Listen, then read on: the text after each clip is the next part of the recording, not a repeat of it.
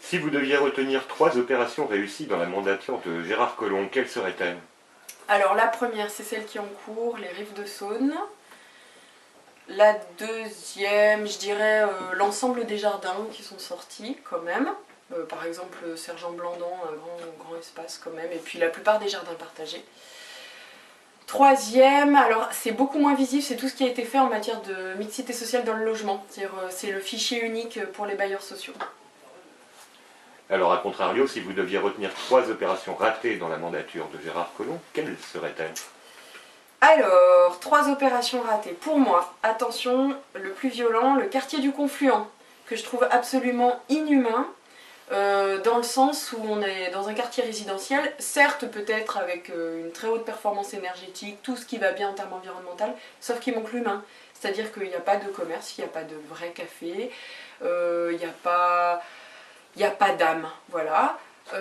Deuxième, la requalification de la Part-Dieu qui est en train de se préparer, donc qui sort de terre, donc je ne sais pas si ça répond à la question parce que c'est pas tout à fait visible, avec une énième tour, et puis pas d'espace vert, pas de végétal, du minéral, du minéral, du minéral. Troisième, l'OL Land, rien à dire de plus. Alors, Emeline Baume, vous, maire de Lyon, quels seraient vos 3 chantiers prioritaires? Alors, premier chantier, sur le bâti, donc que ce soit les bâtiments ville de Lyon ou les logements sociaux et les copropriétés, la réhabilitation thermique, essentielle, essentielle, essentielle pour limiter la facture énergétique des foyers et aussi pour accompagner une dynamique économique d'un retour d'artisans en cœur de ville et de jeunes qui se forment à des métiers utiles et qui font sens. Deuxième priorité, l'alimentation.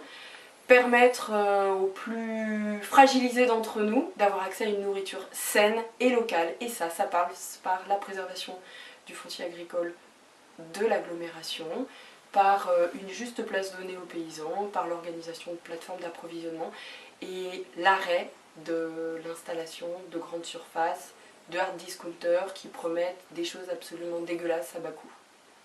Et j'ai encore droit à une priorité.